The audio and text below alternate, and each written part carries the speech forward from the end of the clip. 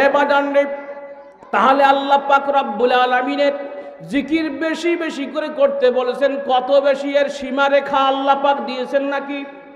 জোরে বলেন। এত বেশি জিকির করো, এর কোনো সীমারেখা নাই। কিন্তু নামাজের সীমারেখা আছে না নাই? জোরে বলেন, নামাজ কয় ওয়াক্ত? যদি কেউ বেশি আল্লাহকে বেশি ভালোবেসে 6 ওয়াক্ত পড়ে, হবে নাকি? জোরে বলেন, কেন হবে না? আল্লাহর সীমা লঙ্ঘন করছে, এই জন্য তার নামাজ হলো না। নামাজকে আল্লাহ দিয়েছেন 5 ওয়াক্ত বানাইয়া, সে 6 ওয়াক্ত বানাইলে নামাজ হবে। জোরে বলেন, আল্লাহ পাক নামাজ দিয়েছেন 5 ওয়াক্ত। কেউ যদি কৃপণতা করে পরে 4 ওয়াক্ত নামাজ হবে।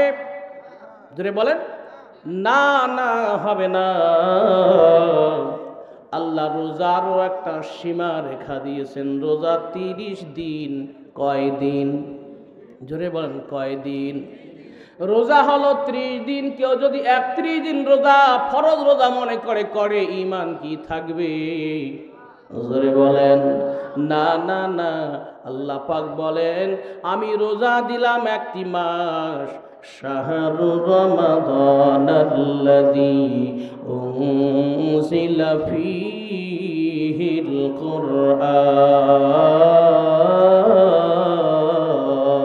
কুরআন। আরো জোরে কোন আল্লাহু আকবার। রোজা দিলাম 1 মাস। কয় দিনে 1 মাস? 30 দিনে 1 মাস হয়। আল্লাহর বান্দা 31 দিনের দিনে যদি রোজা রাখে, রোজা হবে, নফল হয়ে যাবে, ফরজ হবে না।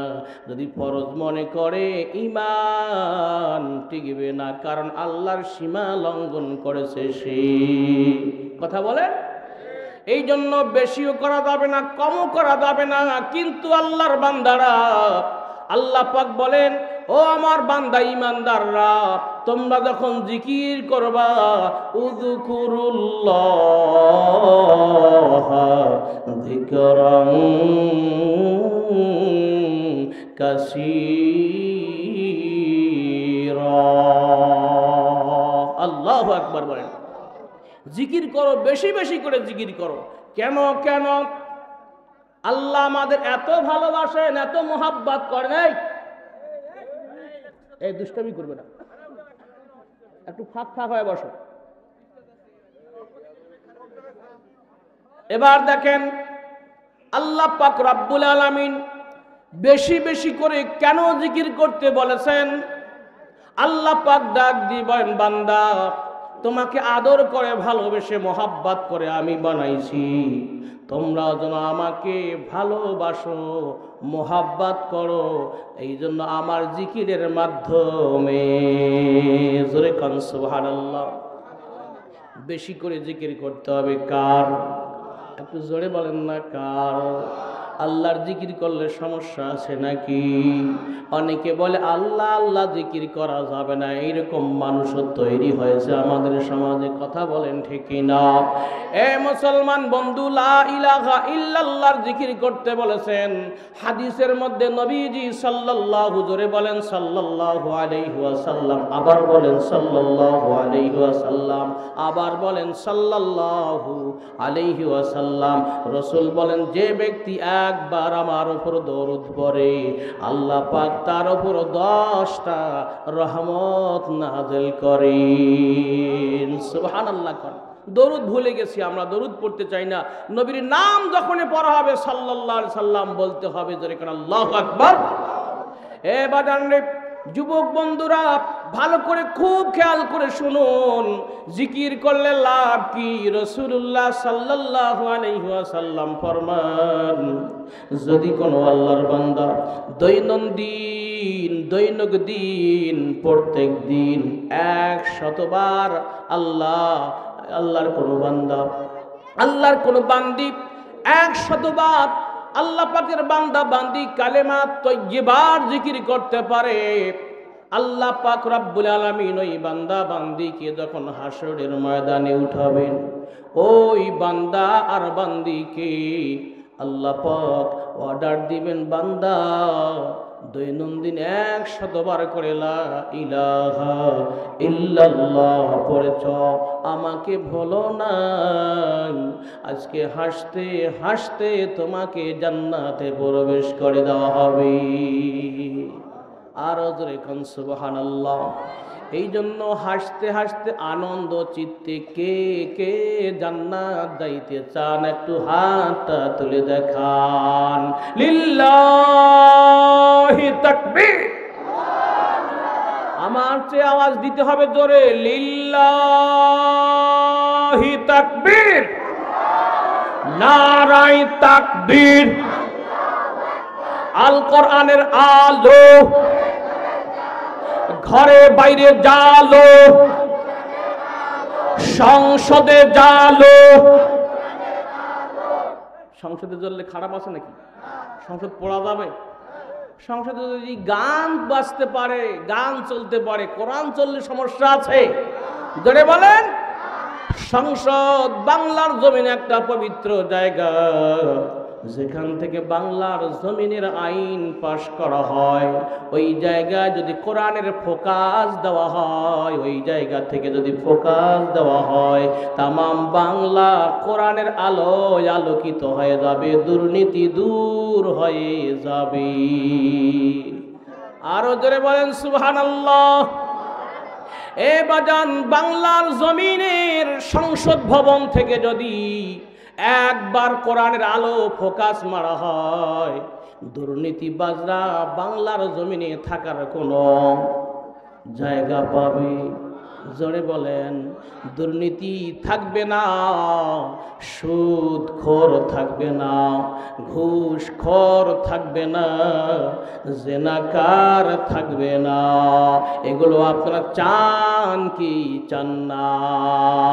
কারা কারা চান বাংলার জমিন সুদ মুক্ত হোক, ঘুষ মুক্ত হোক, জেনা মুক্ত হোক? হাতটা তুলে আমার মালিক আল্লাহকে দেখান। নারায়ে তাকবীর, লিল্লাহি তাকবীর। আল্লাহ, আমাদের জমিনে অনেক আইন দেখেছি, তোমার কোরআনের আইন দেখিনি। আল্লাহ, একটি বারের জন্য আমাদের হায়াতের জিন্দেগিতে এই বাংলার জমিনকে পবিত্র করার জন্য কোরআনের আইন চালু করে দিয়ে দাও। সবাই বলেন আমিন। কোরআনের আইন যখন চালু হবে, দুর্নীতিবাজ দুর্নীতি করার সুযোগ থাকবে। জোরে বলেন। এ বাবা, এখন তো একদল আসে আর এক দলকে দাবায়, আর এক দল আসে আর এক দলকে দাবায়। কিন্তু আল্লাহ সুবহানাহু তাআলার যখন আইন জমিনে প্রতিষ্ঠিত হবে, কাউকে দাবানোর সুযোগ থাকবে? জোরে বলেন, কাউকে দাবানো যাবে না। কথা বলেন ঠিক কিনা? মুসলমান সবাই এক হয়ে যাও, কোরআনের আলোতে জীবন গড়াও। মুসলমান সবাই এক হয়ে যাও, কোরআনের আলোতে জীবন গড়াও। আমার সাথে বলেন একটু, মুসলমান সবাই এক হয়ে যাও, কোরআনের আলোতে জীবন গড়াও। রাসূলুল্লাহর নেতা মেনে, রাসূলুল্লাহর নেতা মেনে শাসন চালাও সবখানে। জীবন সুন্দর সুখী হবে তোমার, সুখী হবে দোজাহানে। মারহাবা কোন? গহনার মাঝে শ্রেষ্ঠ স্বর্ণ, ধর্মের শ্রেষ্ঠ ইসলাম ধর্ম। মারহাবা কোন? শ্রেষ্ঠ ধর্ম কে? জোরেবান, শ্রেষ্ঠ ধর্ম কি? ইসলাম হলো শ্রেষ্ঠ ধর্ম। গহনার মাঝে শ্রেষ্ঠ স্বর্ণ, ধর্মের শ্রেষ্ঠ ইসলাম ধর্ম। ঈমান নিয়ে আবেগ মনে, ঈমান নিয়ে আবেগ মনে শাসন চালাও সবখানে। জীবন সুন্দর সুখী হবে তোমার, সুখী হবে দোজাহানে। মুসলমান সবাই এক হয়ে যাও, কোরআনের আলোতে জীবন গড়াও। মুসলমান সবাই এক হয়ে যাও, কোরআনের আলোতে জীবন গড়াও। রাসূলুল্লাহর নেতা মেনে, রাসূলুল্লাহর নেতা মেনে শাসন চালাও সবখানে। জীবন সুন্দর সুখী হবে তোমার, সুখী হবে দোজাহানে। মারহাবা কাম। যেমন নেতা ছিলেন আবু বকর, তেমন নেতা ছিলেন হযরত ওমর। যেমন নেতা ছিলেন আবু বকর, তেমন নেতা ছিলেন হযরত ওমর। উটের পিঠে চড়ে চাকর, উটের পিঠে চড়ে চাকর। নেতা হয়ে কেমন রশি টানে, জীবন সুন্দর সুখী হবে তোমার, সুখী হবে দোজাহানে। মুসলমান সবাই এক হয়ে যাও, বলেন মুসলমান সবাই এক হয়ে যাও, কোরআনের আলোতে জীবন গড়াও। রাসূলুল্লাহর নেতা মেনে, রাসূলুল্লাহর নেতা মেনে শাসন চালাও সবখানে।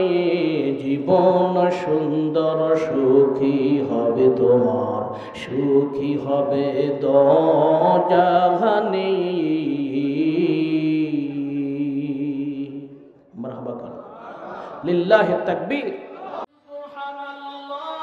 সুবহানাল্লাহ সুবহানাল্লাহ সুবহানাল্লাহ, ক্যা মুবারক নাম है।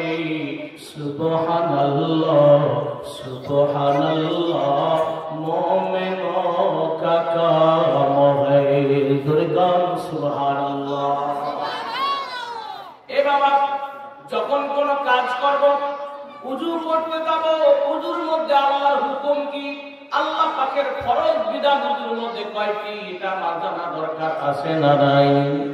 এই জন্য ভাইরা আল্লাহ আল্লাহ জিকির করো, আল্লাহ আল্লাহ জিকির করো। 3 ফরজে গোসল করো, 4 ফরজে উযু করো, 5 ওয়াক্ত নামাজ পড়ো, আল্লাহ আল্লাহ জিকির করো। দরকার কয় ওয়াক্ত নামাজ পড়ো? 5 ওয়াক্ত নামাজ পড়া হুকুম কার? কথা বলবি কার? বাহিরের বক্তা নয়, আপনাদের এলাকার বক্তা, কিন্তু বাহিরে ওয়াজ করে আমরা মাঠ কাঁপাইতেছি। এবার আপনাদের খেদমতে আমি বেশি লম্বা কথা বলবো না। প্রধান মেহমান চলে আসবে অল্প সময়ের মধ্যে। আবার আমি চলে যাবো জয়পুরে। গতকালকে জয়পুর মাহফিল করেছে, আজকেও আবার এই মাহফিল শেষে চলে যাব। এবার আবার আগামীকাল দিনের বেলা পলাশডাঙ্গি শ্রীর বন্দর যাব। এবার তারপরে দিন মন্ডল পরে আপনার। এ বন্ধু, এখনো ওয়াজের মৌসুম শেষ হয়নি। সবাই আল্লাহর বান্দারা দোয়া করবেন, ওয়াজ চলবে। এতদিন ওয়াজ বন্ধ ছিল, কথা বলেন ঠিক কিনা? এখন কি ওয়াজের কোনো পারমিশন দিতে হয়? বলেন, এই জমিন কার? জমিনে হুকুম চলবে কার? যেই জমিনে আল্লাহ, যেই জমিন আল্লাহর হুকুম চলবে তার। আবার পারমিশন কার? বলেন, পারমিশন কোন ব্যক্তির না। যারা পারমিশন দিয়ে ওয়াজ করাইছে তাদের স্থান এখন কোথায়? আল্লাহ ছেড়ে দেয় কিন্তু সার দেন না, কথা বলেন ঠিক কিনা? এ বন্ধুরে, আল্লাহ সুবহানাহু ওয়া তাআলা ডাক দিয়ে বলেন, ও পৃথিবীর মানুষ তোমরা শোনো, জমিন আমার, হুকুম চলবে আমার, তোমরাও আমার, তোমাদের হাত আমার, তোমাদের পা আমার, তোমাদের চোখ আমার, তোমাদের সমস্ত অঙ্গ প্রত্যঙ্গ, ওয়াল বডি আমার দেওয়া নিয়ামত, আমার দেওয়া আমানত। সুবহানাল্লাহ। এই আমানত সবগুলো তোমাকে দিয়েছি, তুমি ব্যবহার করতেছো। তোমার হাত দিয়ে আমার কোনো লাভ হয় না, আমার কোনো কাজ হয় না, এটা আমি আল্লাহ চাই না। কথা বলেন ঠিক না? তোমার পা দিয়ে আমার কোনো কাজ হয় না, এটা আমি আল্লাহ চাই না। তোমার মুখ দিয়ে আমার জিকির হয় না, এইটা আমি আল্লাহ চাই না। তোমার চোখ দিয়ে আমার কোরআন দেখে না, এটা আমি চাই না। আমি চাই তোমার ব্রেনটা একটু কোরআনে লাগাও, কোরআন গবেষণা করে তুমি আল্লাহ পাককে একটু চেনো। তুমি তামাম দুনিয়ার সব কিছুই দেখো, কিন্তু আমার কোরআন দেখো না, অন্ধ হয়ে গেছে কোরআনের কাছে। কথা বলেন ঠিক কিনা? এখন কোরআন যারা দেখে আল্লাহ পাক রব্বুল আলামিন ওই চোখের জন্য জাহান্নামের আগুন হারাম করে দিবেন। আল্লাহু আকবার বলেন। এজন্য চোখ দিয়েছেন কি আমানত চন্দে রোজে নজদে মা দর হাকিকত মালিকে হর শাই খোদা। চোখের মালিক আমার আল্লাহ। কথা বলেন, চোখের মালিক কে? এই যে চোখ দিয়ে আমরা দেখি, আল্লাহ পাক ডাক দিয়ে বলেন ইন্নাস সামআ ওয়াল বাসারা ওয়াল ফুআদা।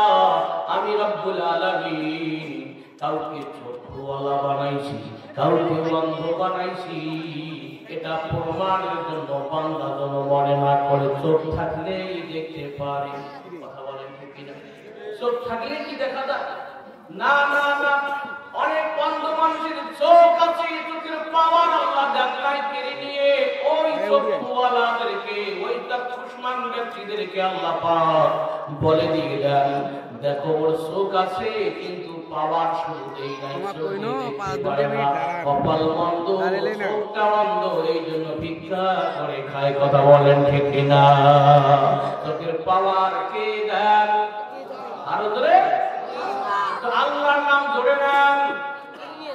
এ বাবা, আল্লাহর নামটা ধরে কি লজ্জা লাগে, শরম লাগে? আল্লাহ পাক আমার মালিক, আমার মালিকের নাম, যার সাথে আমার ভালোবাসা, তার নাম বললে মজা লাগবে। কথা বলেন ঠিক না? লাইলি বারবার মজনুর নাম নিত, মজনু বারবার লাইলির নাম নিত, কারণ লাইলি মজনুকে ভালোবাসে, মজনু লাইলিকে ভালোবাসে। এমনকি লাইলি যেই শহরে বসবাস করে, লাইলির শহরে একটা কুকুরের দেখা পেয়েছে একদিন মজনু। কিতাবে লিখেছে মজনু একদিন লাইলি এই শহরের কুত্তার দেখা পেয়েছে। কুত্তার দেখা পাওয়ার পরে কুত্তাটাকে ধরে ফেলে ওই কুত্তার পায়ে মজনু চুমা লাগাই দিয়েছে। আল্লাহু আকবার বলেন। মানুষ কয় কি রে মজনু, এত পাগল তুই? মানুষ কি কুকুরের চুমা খায়? আল্লাহ বান্দা মজনু ডাক দিয়ে বলেন, এ পৃথিবীর মানুষরা, আমি মূলত কুকুরের পায়ে চুমা খাই না। আমার যেই শহরে আমার লাইলি বসবাস করে, আমার প্রেমিকা বসবাস করে, যে কুকুরের পায়ে আমি চুমা লাগাই দিয়েছি, এই কুকুরটা আমার সেই লাইলির শহরে বসবাসকারী কুকুর। তাই আমি মজনু কুকুরের পায়ে যে চুমা দেই তোমরা দেখতেছ, মূলত আমি কুকুরের পায়ে চুমা দেই না, আমি মূলত চুমা দিয়েছি, আমি ওই মজনু চুমা দিয়েছি লাইলির পায়ে। এই জন্য যে যাকে ভালোবাসে তার বাড়িটাকেও ভালোবাসে, তার শহরকেও ভালোবাসে, তার চলাফেরা ভালোবাসে, তার কথা বলা, ভাবভঙ্গি, রংঢং সব ভালোবাসে। এর নাম হলো প্রকৃত ভালোবাসা। যে ব্যক্তি আল্লাহ সুবহানাহু ওয়া তাআলাকে ভালোবাসে, আল্লাহর নাম বললেও মজা লাগে। কথা বলেন ঠিক না? এই জন্য